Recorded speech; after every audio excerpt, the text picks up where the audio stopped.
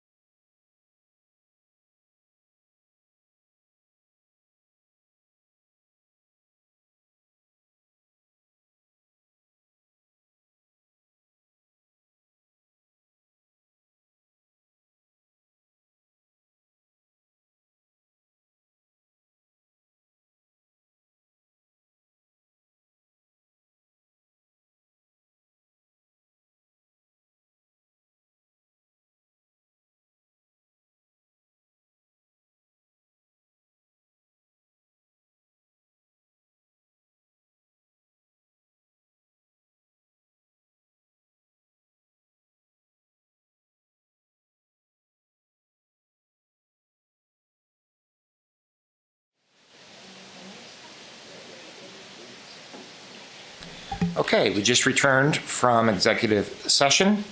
There was no binding action taken by the board during the executive session.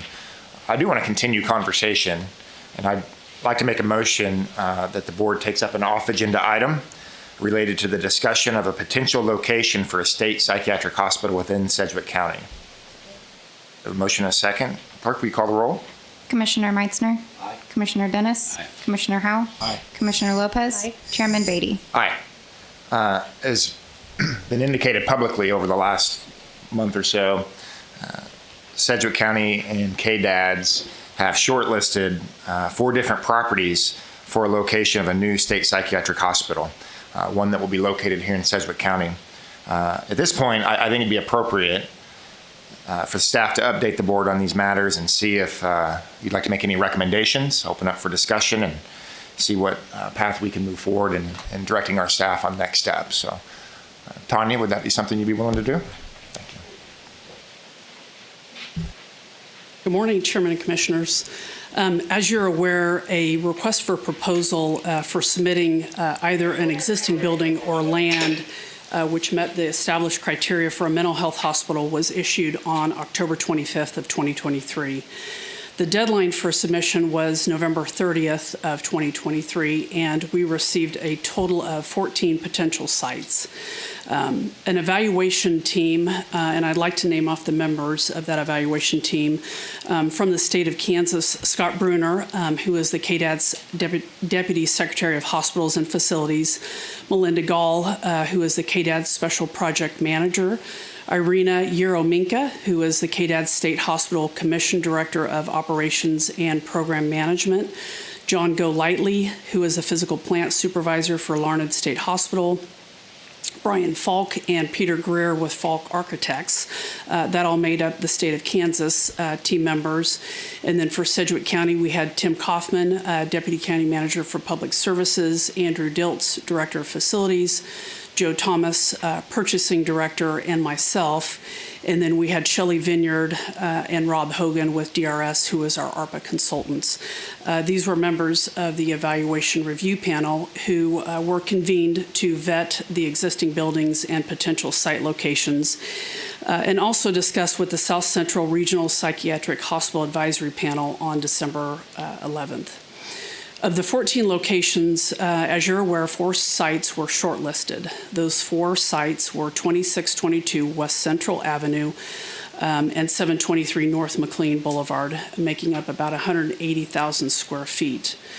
The second site was a parcel on the corner of MacArthur and Meridian that had up to 11 acres.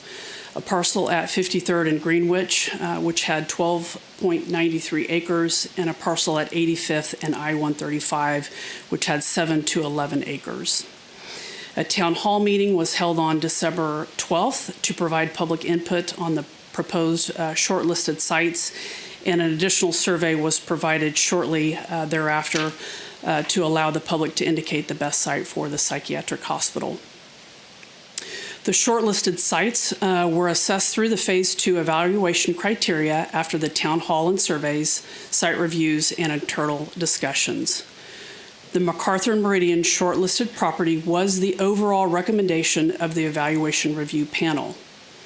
Additionally, the South Central Regional Psychiatric Hospital Advisory Panel gave recommendations for consideration to the Governor's Office on the shortlisted sites, including the MacArthur and Meridian location.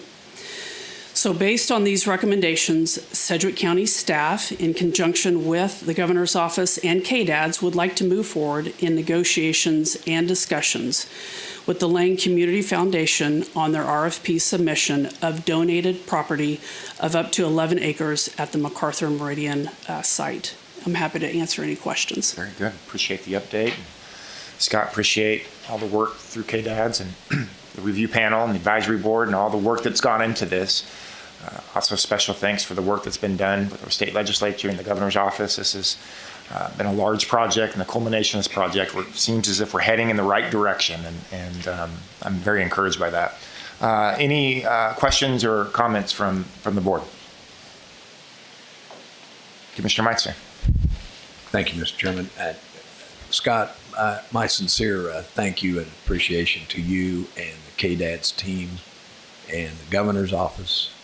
This was just a discussion a couple of years ago that we needed a mental health hospital in this region, and to see this come to fruition shows the cooperation between state and local and even political groups to get this accomplished. And my credit, and please pass my thanks and my personal thanks to you and your staff and to the governor's office and to our local, that whole committee that worked together. And so thank you and I'm glad that we've got it down, and hopefully we'll have a motion here shortly to approve. Thank you. Other questions or comments? Commissioner Lopez. Thank you. So in conversations, I've heard there are concerns about kind of just where this could be located in general. And so I wanted to make sure that now that we have a site in place that we are probably going to be going with, can we do a town hall in the area just so we can talk to residents of the area, answer any questions that they might have, or speak to any concerns, and really just give them a true idea of what this is going to look like? I don't want false narratives and things that are being pushed around to make anybody nervous about a location that's going to be as secure as this one. So if that's possible, I think that would be a really good next step, is getting something like that set up. I don't think that's an issue at all. I think we can absolutely do that. And Scott, I don't know if you want to weigh in at all on that piece.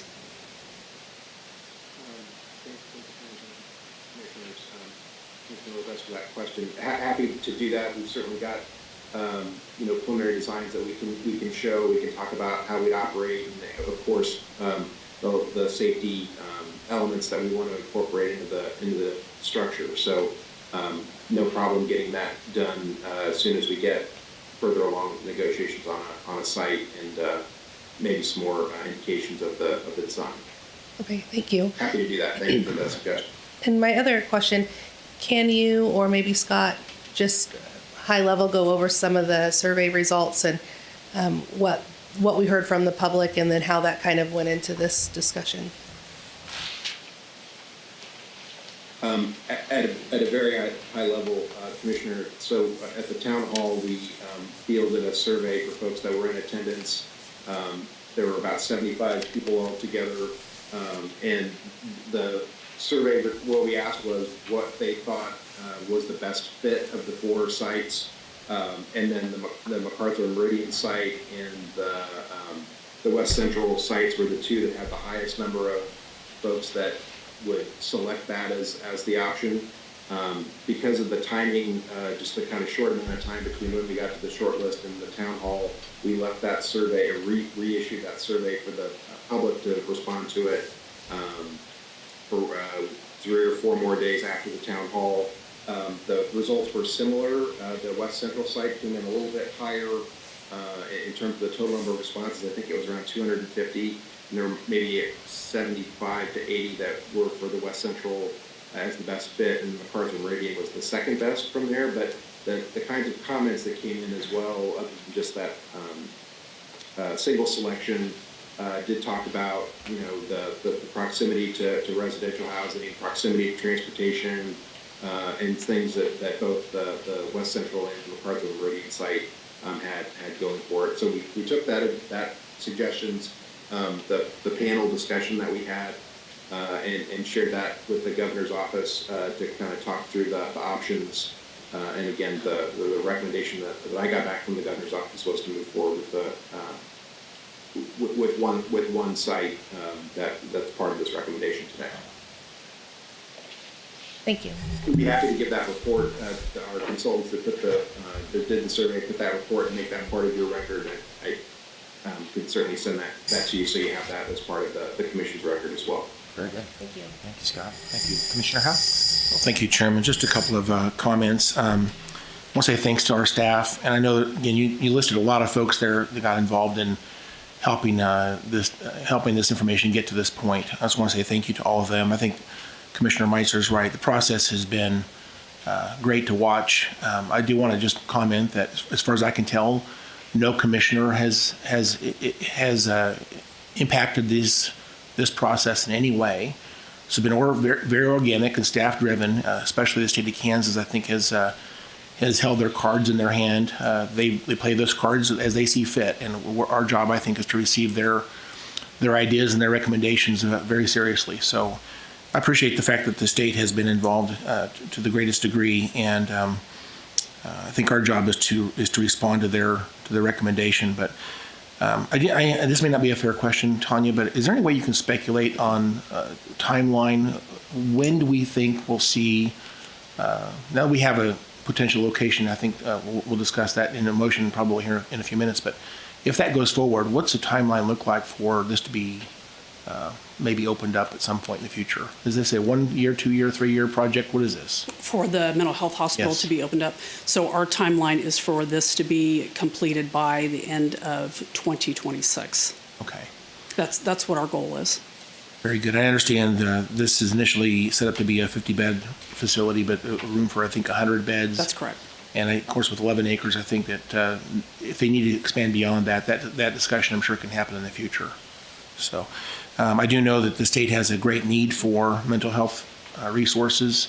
I think the state has had reduction in those resources over a number of years, and this is a step in the other direction, which I think is, I think we all know that that's something we need to respond to as a community and as a state, and to have this in our community. I think we're going to benefit. I know that Sedgwick County Jail has a lot of folks that need help. I think this is going to help our community wonderfully, and I think we'll have a much better job of staffing a facility in Sedgwick County because we're a metropolitan population center, if you will, of the state of Kansas.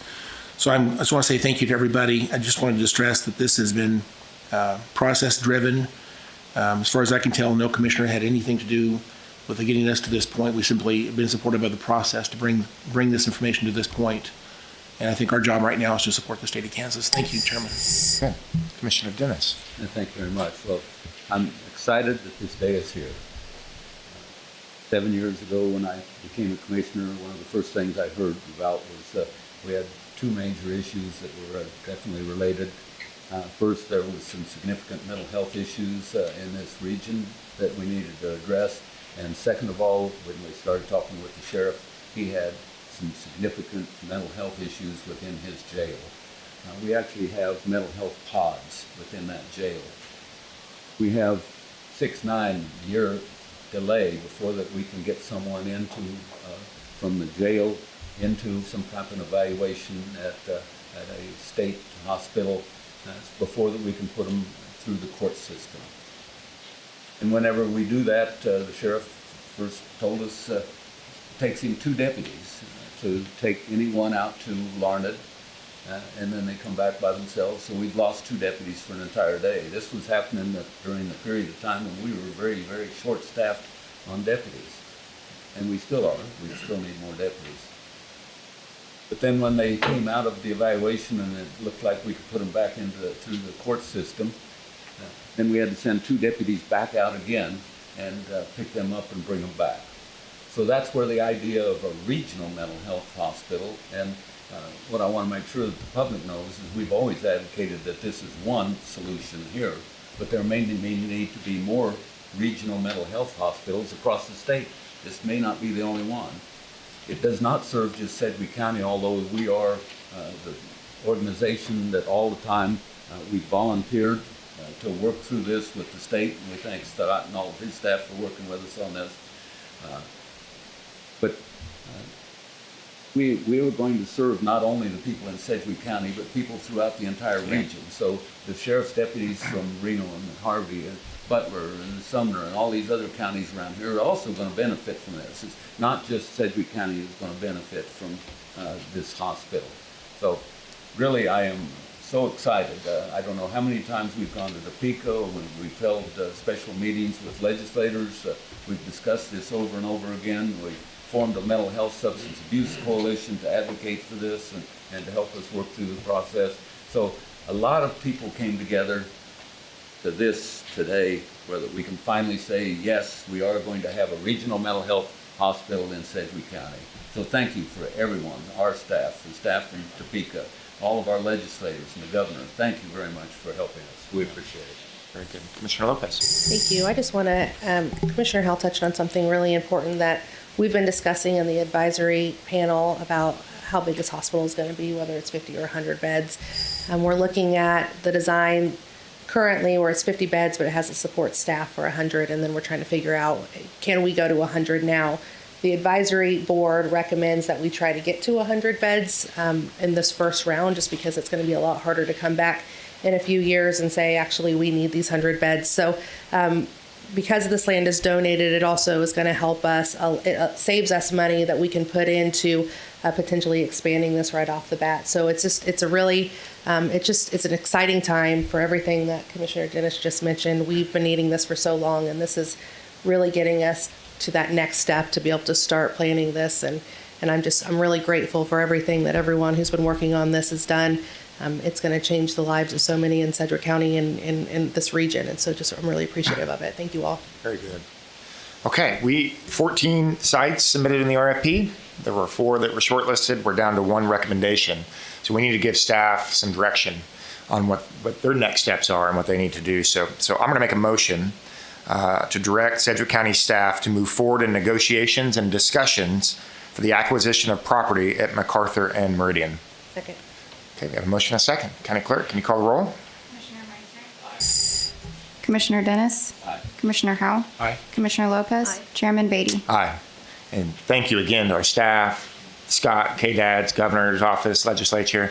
Commissioner Lopez, you served on that advisory panel. Thank you for the work you guys did there too. So it's a good day. We're moving forward in Sedgwick County. This is a good day. So thank you, Tanya. Appreciate it. Before we adjourn, there's another item I'd like to discuss. We've had some conversations about legislative issues. So I'd move for a second off agenda item to discuss legislative issues. So the formal motion is I move that the board takes up an off agenda item to discuss legislative issues. Motion in a second. County Clerk, call the roll. Commissioner Meitzner? Aye. Commissioner Dennis? Aye. Commissioner Howell? Aye. Commissioner Lopez? Aye. Chairman Beatty? Aye. Mrs. Tanya Cole, could you walk us through some of the discussions on legislative issues? You bet. So I have 2 items this morning under legislative issues. The one is very good news. I wanted to make you aware that Senate Bill 342, which is our zoo license plate, that has a hearing next week. And so we have contacted the zoo, and they are working on written testimony, and we'll have someone up there to provide that oral testimony next week with zoo leadership. So just wanted to make you aware of that good news. The second item before you is House Bill 2537, and I'm going to ask Adrienne Clark to come up here and provide some information on this. She knows this bill very well, but just a high-level summary. This is concerning cities and counties entering into contracts. And it mandates that certain contractual provisions be incorporated into all of our contracts, including the provisions of DA 146A, which is a state of Kansas form. And so there was a little bit of concern with this because it removes our contractual provisions and limits our flexibility on current terms and conditions. And I think legal and our finance team had some concerns and may want to provide some testimony on this. So I'm going to hand it over to Adrienne. Very good. Okay. Good morning, Adrienne. Good morning, Commissioners. Adrienne Clark, Assistant County Counselor. This bill, as Tanya discussed, would put some pretty strong limitations on certain contractual provisions that we would be required to use. For some background, the county already has their own mandatory contractual provisions attachment that we include in all contracts that or the vast majority of contracts that are entered into, certainly those that come for legal review under our local processes. But I'll kind of walk you through what this bill specifically does. First and foremost, it would require us to include the state form from the Department of Administration. That's Form DA 146A, and that is the mandatory contractual provisions attachment that the state utilizes. I do have copies of that if any of you would like to review those while I'm going through it. No? Okay.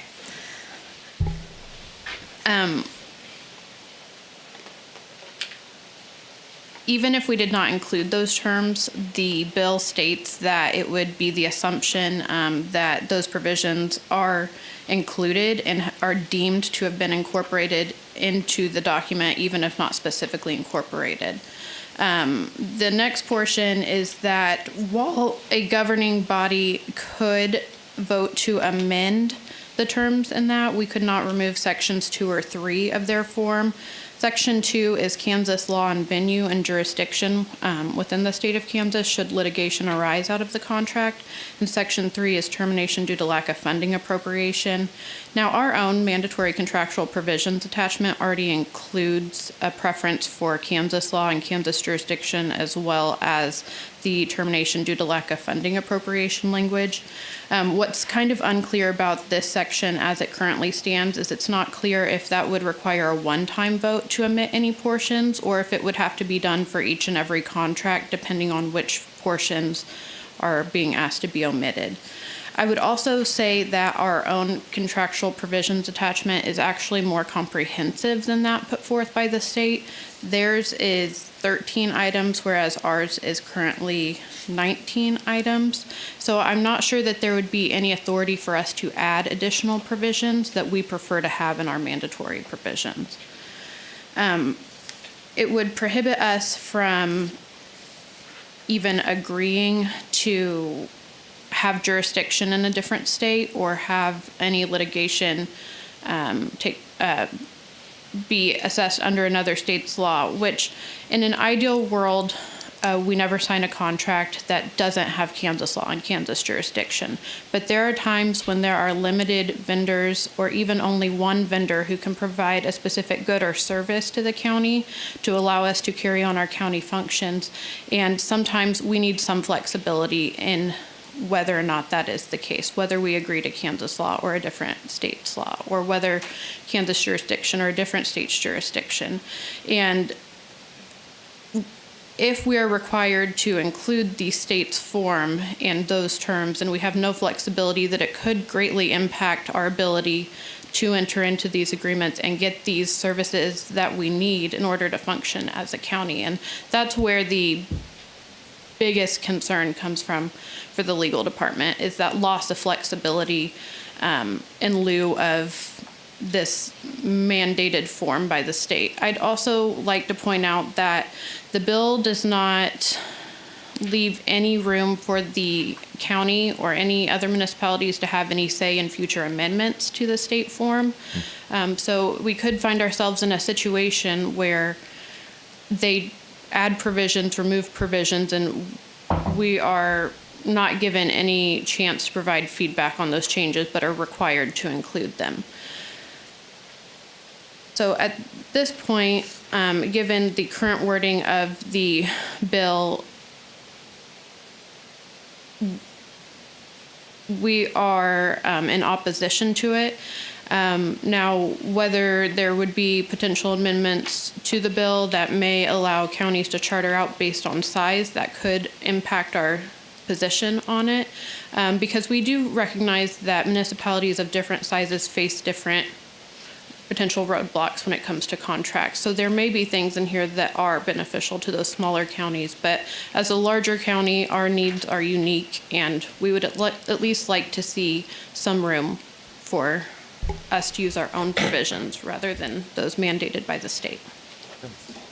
Okay, that's a very effective summary. So legal, we're hearing county councilor's recommendation.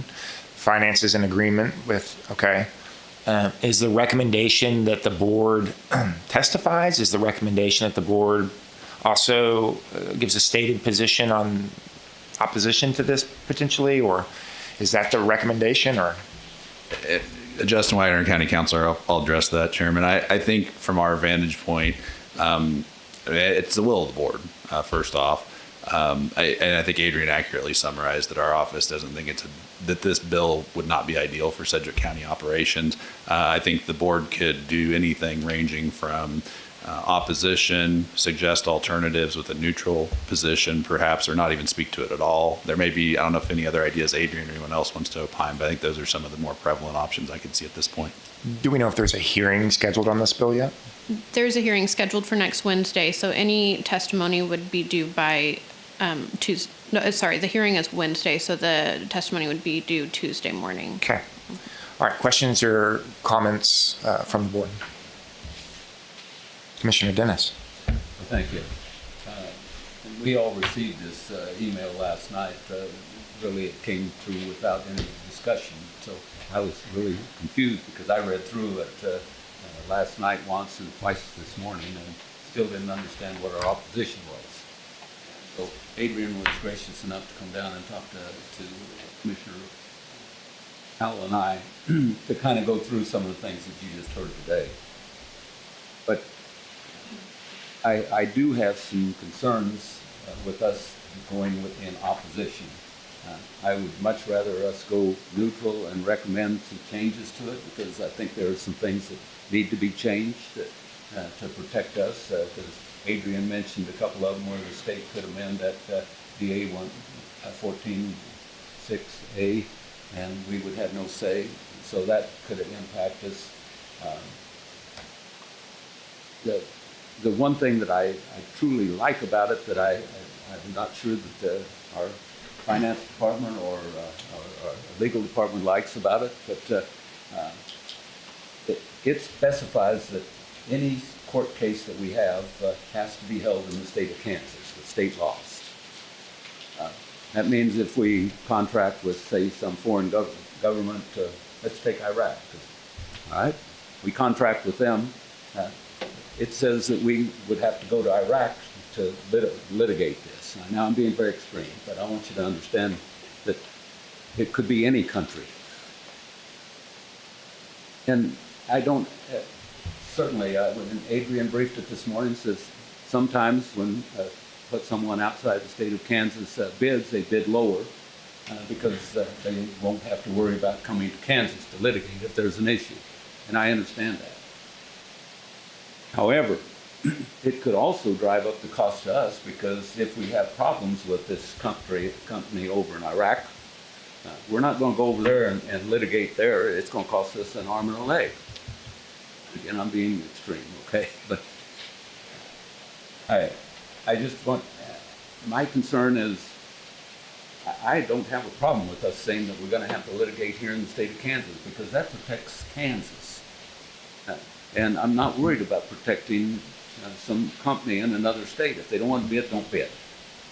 Even if it's more expensive for us to litigate, to contract in the state of Kansas, I'm a citizen of the state of Kansas. I pay taxes to Kansas. I want to make sure that I support Kansas. So that part of it, I have some significant issues with. So the other part, if we get something like this at night, we need some definition on why that we're getting this and why we're going to have a special meeting the next day. Because I had no idea what the issues were, why that we had to have a special meeting today. We had to call Adrian in to explain all this to us. So we got a lot smarter this morning. But special meetings are kind of special, and on top of that, adding an off-agenda item is kind of special. So we need normally something even not this technical. We have 2 2-in-1s or something to bring us up to speed on what's going on, and we didn't have any of that today. Luckily, Adrian is very smart and got us up to speed on it. And I can understand why finance wants some of these things in our agenda, in our contracts. I agree. Things like if we've got 19 issues and they've got 13, there's some things. So I would much rather us be neutral on this and recommend some changes. So, thank you. Other questions or comments? Commissioner Howell. Thank you, Chairman. Just a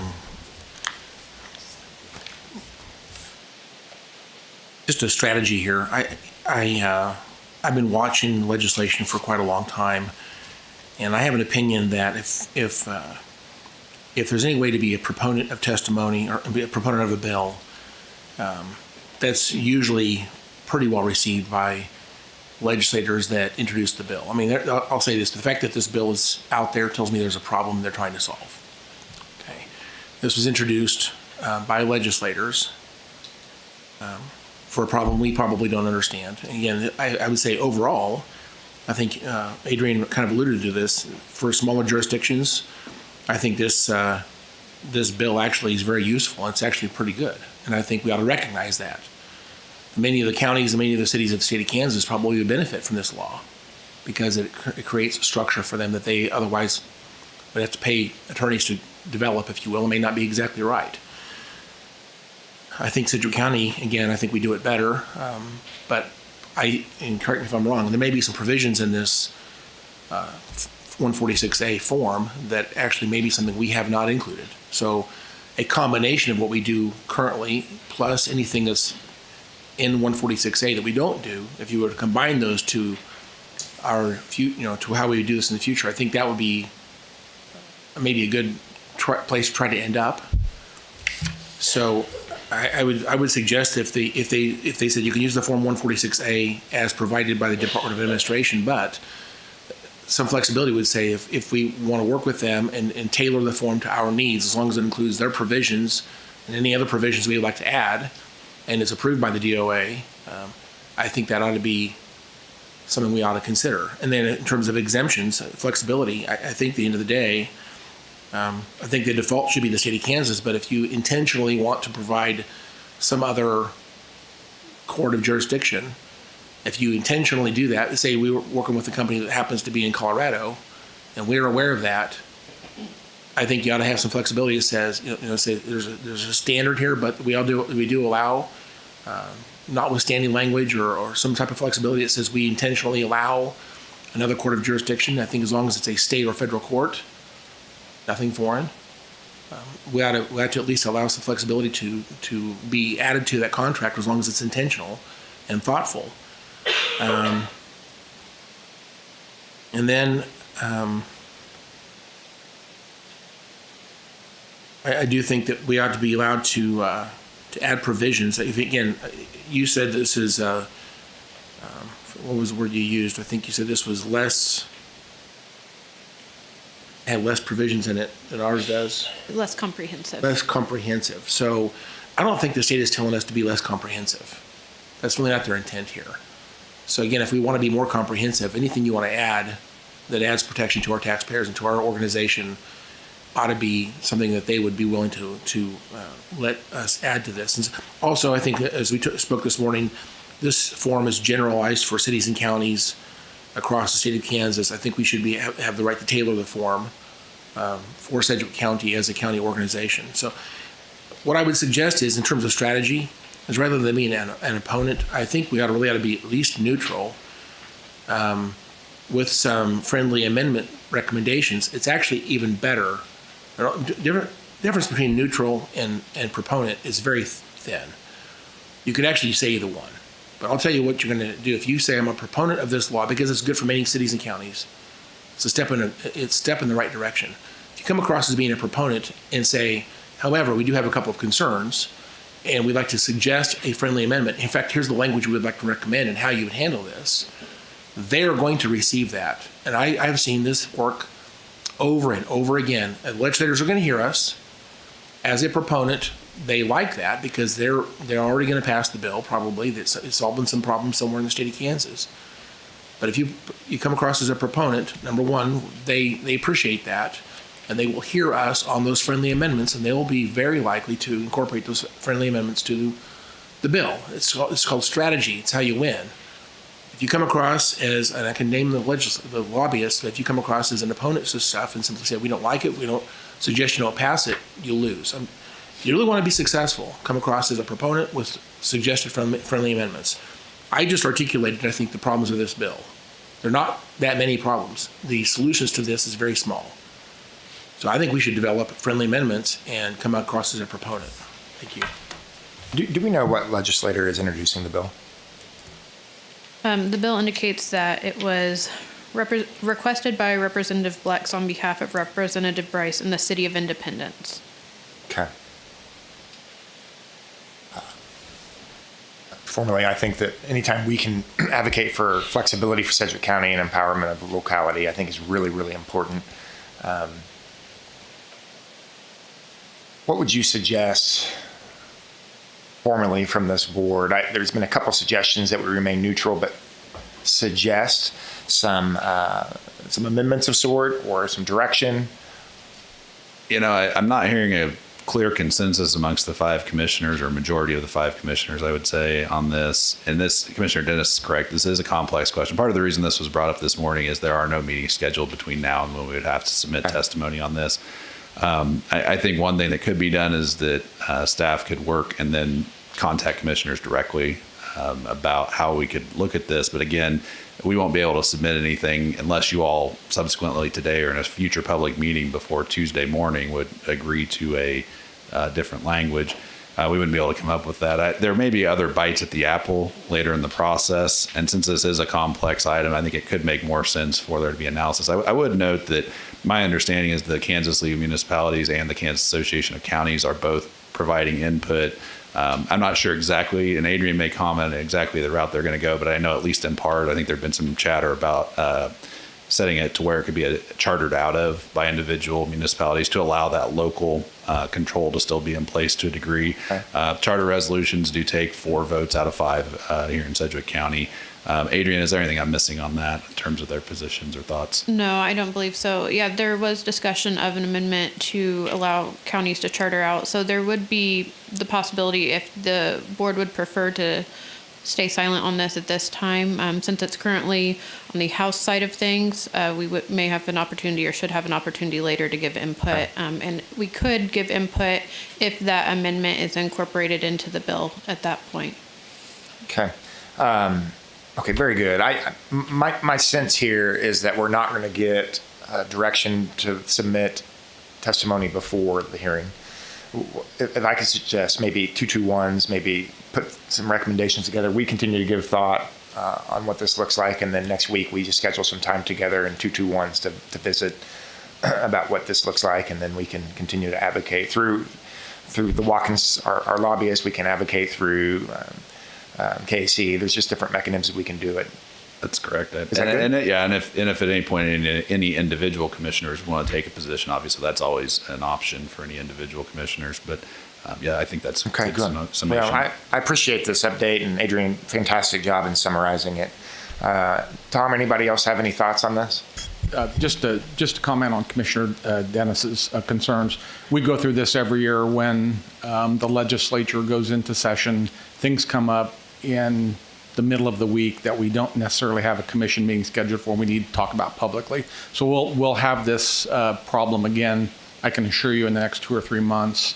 We have our staff meetings on Tuesday, our BOCC meeting on Wednesday, and then we have an agenda review every Friday, and we'll use any of those opportunities to bring these issues to your attention real time in public so we can discuss it. So the special meeting today was for the hospital. Clearly, that was the purpose of the special meeting. And again, that was something that came out which didn't coincide with the BOCC meeting, because staff doesn't like special meetings or off agenda any more than you do. We try to do this in an agenda fashion formally where we give proper announcement, but there are sometimes things come up that we have to address real time.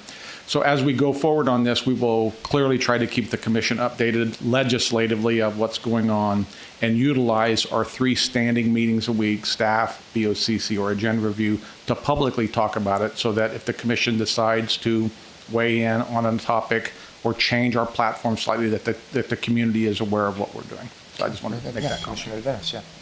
But Tom, I think you slightly missed what my point was. My point was that if you send something like this out, we need to know why that it's being sent to us, and some details. All the details that Adrian provided us today enlightened me on a lot of things, and I didn't have that from the email last night. Very good. We understand, sir. And ideally, what would happen is we'd get a quick 221 and with commission to get you that baseline information, but then bring it forward into the public fashion immediately thereafter. We will work on that. Okay. We'll continue discussions into next week, too, on these things. Adrian, thank you very much. Commissioner Howe. Just a quick one. Do we know the position of KAC or LKM on this? You said, are they proponents or opponents, neutral? The news that we'd gotten regarding the League of Municipalities had come from the Kansas Association of Counties. They were looking for input on whether any municipalities were in opposition to the legislation, but at this point, I'm not sure they've taken a strong stance. Do we have an idea from, whether Independence has spoken as to why they're asking for this legislation? We haven't received any insight. Can someone, I could call them, I mean, can someone contact them and find out what's the background behind this bill? I don't know that we've engaged Jason at all on this, but that's exactly what should happen. We Yeah. should have a communication through our lobbyists with the proponent of the bill. So, again, I'd like to say our opposition is very thin. I mean, there's a few things in this bill we don't like because it doesn't create flexibility. And there's the issue of the courts. I understand those 2 points. I think overall this bill provides a lot of protection to a lot of municipalities and counties that otherwise may not have protection. And in terms of chartering out, they charter out simply because they want to have autonomy. That may not be in the best interest of the taxpayer. I just want to say, when it comes to chartering out of stuff, if the law doesn't specifically address the idea of chartering out, doesn't chartering out of a mandate, isn't that under city constitutional home rule? Can they do that anyway, without being spoken to in the law? To your question, Commissioner Howell, the avenue to charter out on something like this would be if the statute was non-uniform. And so that's where the idea of maybe basing on the size of a city or county would make it non-uniform, which would allow us to charter out of it. Uniform enactments we're required to follow. So that's kind of where the thought, I think, perhaps from KAC or League of Municipalities, at least theorizing the idea is coming from, is so that even if this law went into place, there would be local control over the issue if a jurisdiction would choose to do that. I think it is worth pointing out, and Adrian mentioned this some, I think, but we do, in our contracts that we have, the vast majority of them have these conditions. The concern that I have as county councilor, and that I think Lindsay has as your CFO as well, is that there are some times that vendors will not agree to those, every single one of those. And it's not to say that we always cater to what a vendor does, but the concern would be if we're required to follow this as a law, may there be contracts where the county can't enter into a contract where somebody is the only provider of a service, and you may have first responders, you may have the forensic science center, you may have other places that have real niche providers and aren't able to get those services because state law would prohibit us from doing so. That's our overarching concern if this would be passed without the ability to charter out of it. The issue with the courts, there have been some situations where, again, maybe it's more of a criminal issue of some sort, or I don't really know. Maybe it's a civil issue. I don't know, but there's been some discussion across the country whether or not Sharia law is recognized. In what type of court is that recognized? And there's also the issue of Native American reservations, for example, where they may have different court settings. I don't know if that's part of this or not. I'm just curious. By not defining, if you will, the court of jurisdiction, does that open this up to other types of court settings by not having this in the law? And I'll address this, and then maybe Adrian, if there's something she needs to clarify specific to this bill. And I would say generally in our contracts, we do include language that specifies venue within Sedgwick County, and the Kansas law would apply in the contract. I can't recall, I've worked in the county almost 11 years, I can't recall a single contract that's gotten into Sharia law, that's gotten into, I think you mentioned like Native American community law. I don't believe that's been a common occurrence. It's more likely that it would be another state's law in the state of they're in the state of the United States, where they would say, you may have an IT company, for example, that wants to strongly insist upon using Massachusetts law.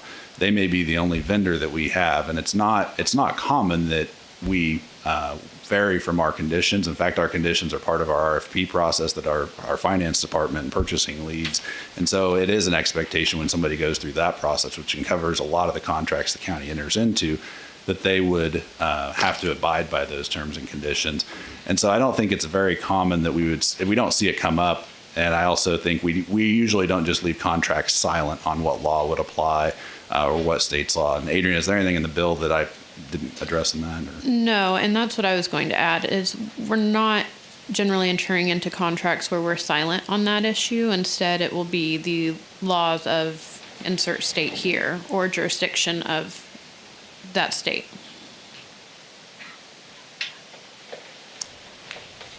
Okay. I don't know when we're going to talk about this again, but I think having some data from independents would be great. I would make one other comment. I think that Representative Doug Blex has been really good for local government, and he has been very trustworthy, and I trust his leadership and his expertise. If this law is needed, there's got to be a reason behind it. So I don't want to come across as an opponent.